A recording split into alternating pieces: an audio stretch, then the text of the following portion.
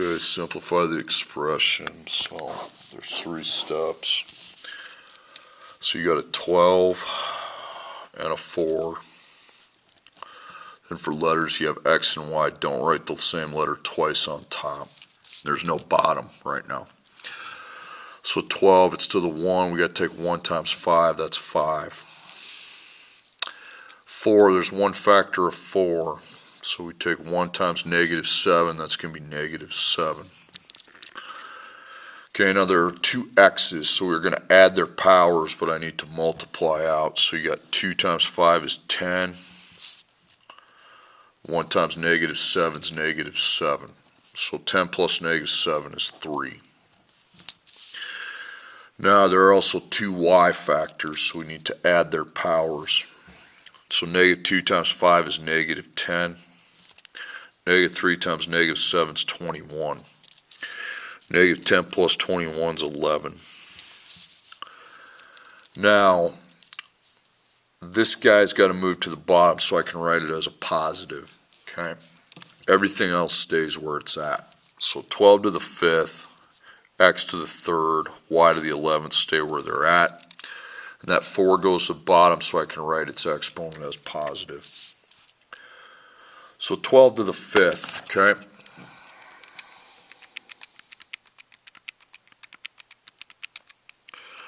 $248,832.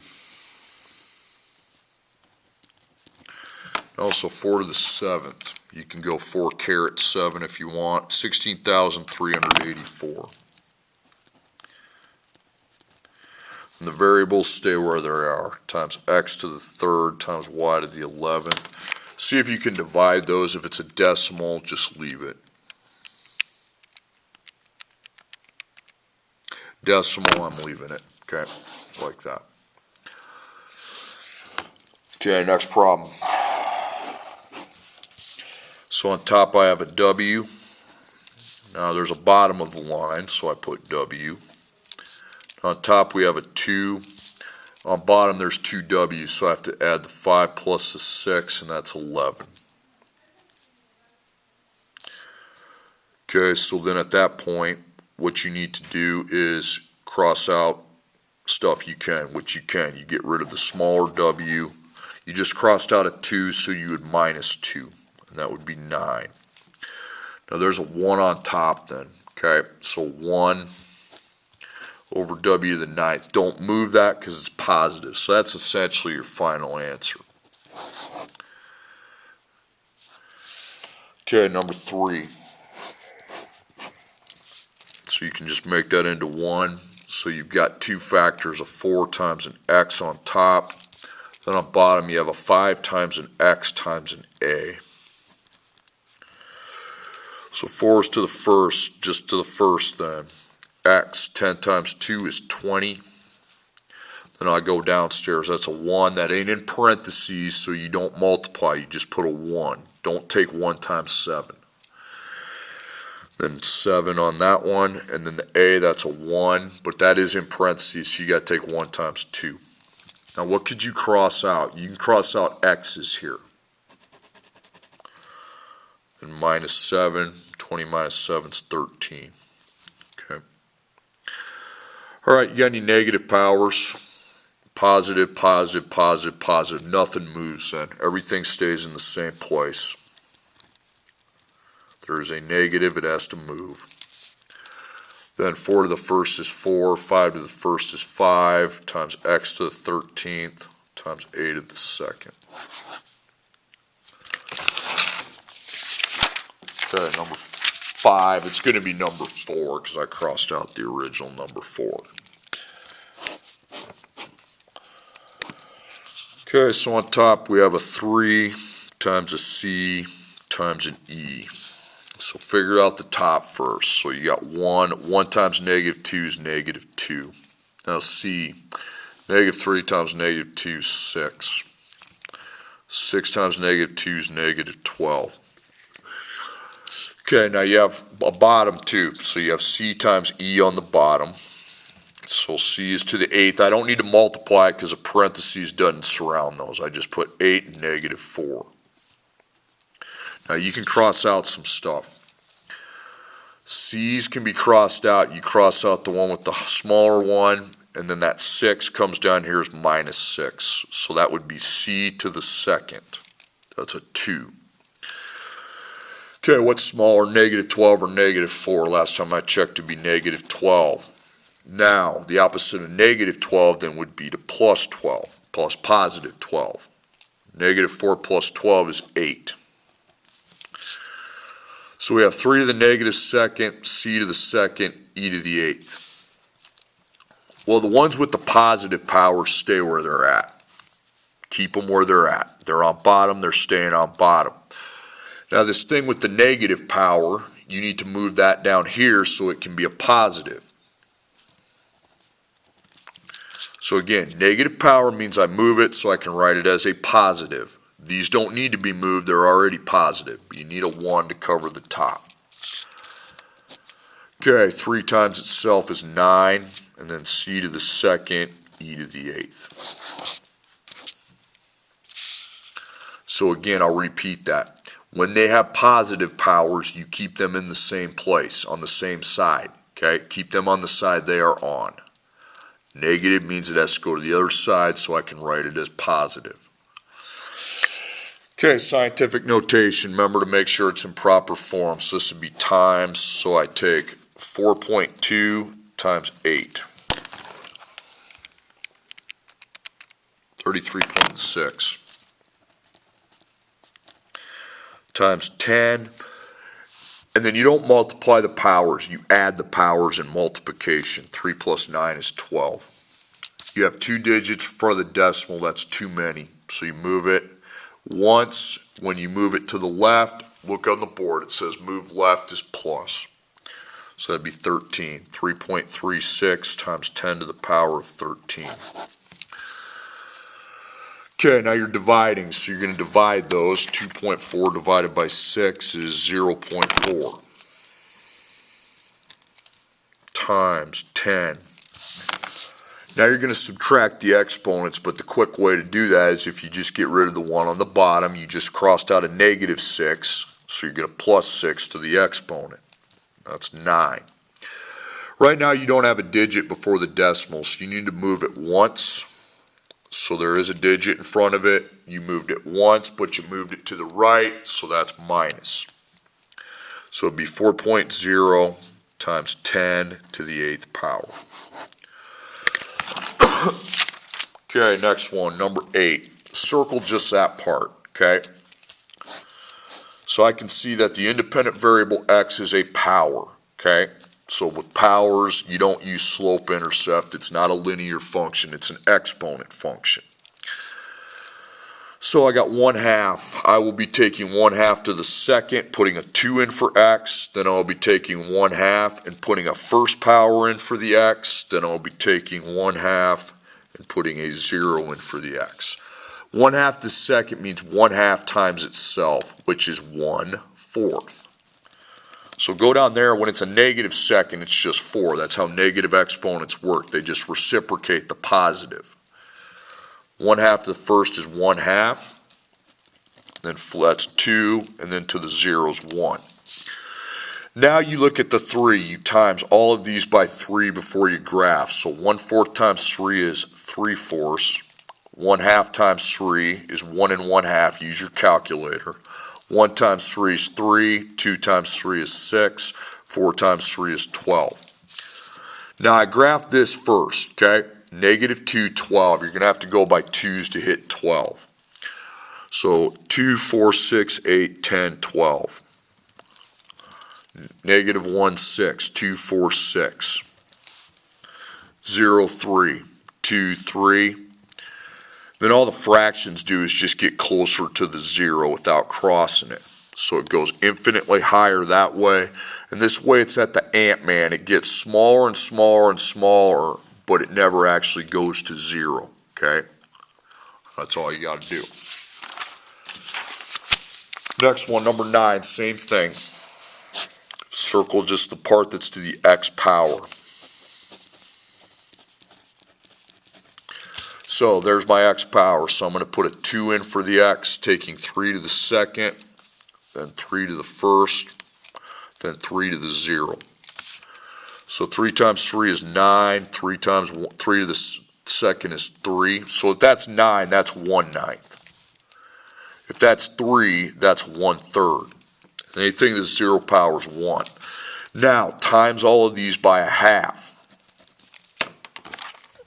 So 9 times 1/2 is 4.5.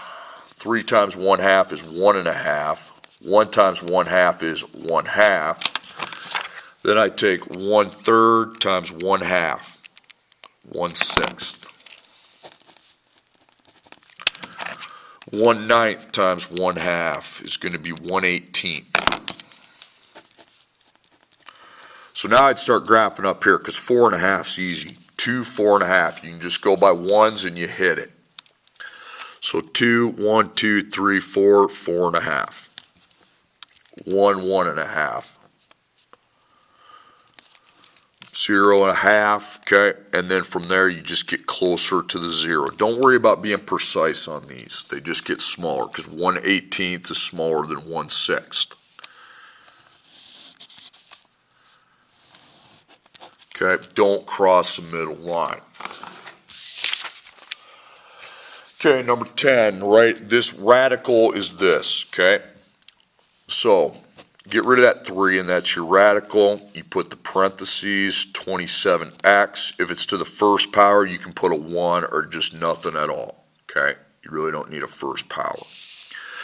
Now you're taking the radical, writing it as an exponent. So you got c to the third. You just underline your third power and put a 4. C to the 3/4 power.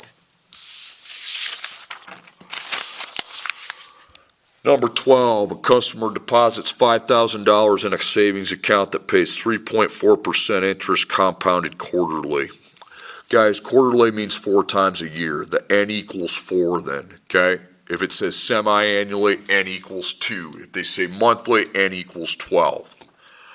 How much will the customer have in the account in 7 years? Guys, on a compound interest problem, right there, okay? It's right there. That's what all the variables represent, okay? These are the n values. Our problem says quarterly, so n equals 4, okay?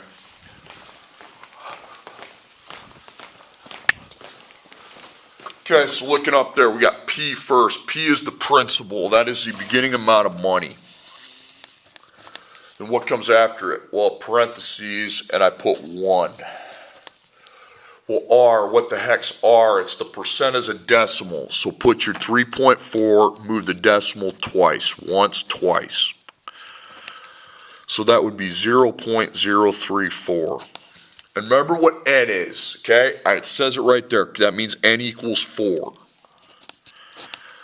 Now you can see the power. It says nt. That means n times t. So n is 4 still. And t, we'll look up to the side. It says t equals years, okay? So the years is 7. 4 times 7 is 28. So we got 5,000 times. To figure out what you're timesing by, you got to first divide. 0.034 divided by 4. 0.0085. And then I need to take 1 plus 0.0085. So it's 1.0085 to the 28th power. Multiply 5,000 times 1.0085 to the power of 28. $6,337, okay?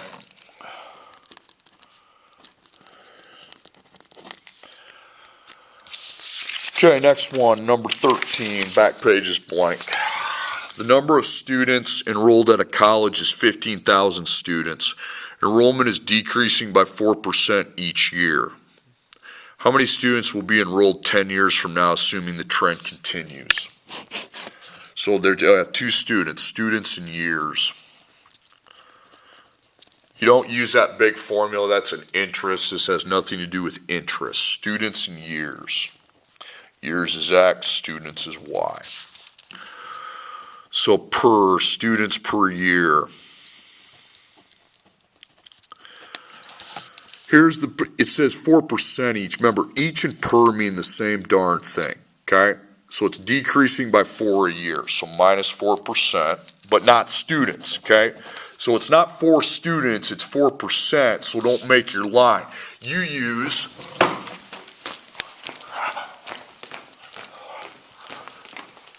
y equals a times b to the x power, okay? That's an exponent function, not a linear function.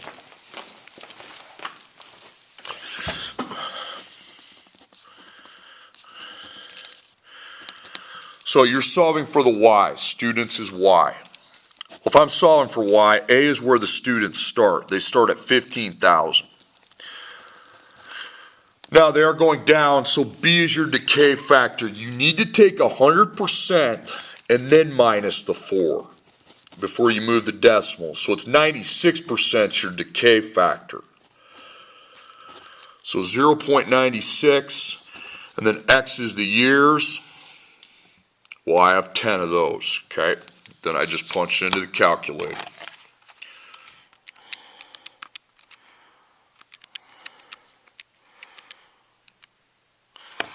$9,972.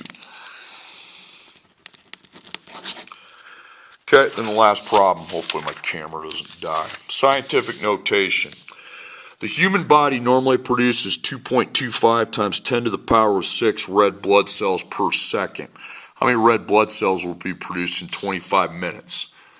Okay, you're finding the red blood cells. Well, we have 2.25 times 10 to the 6th, okay? I want the answer in scientific notation.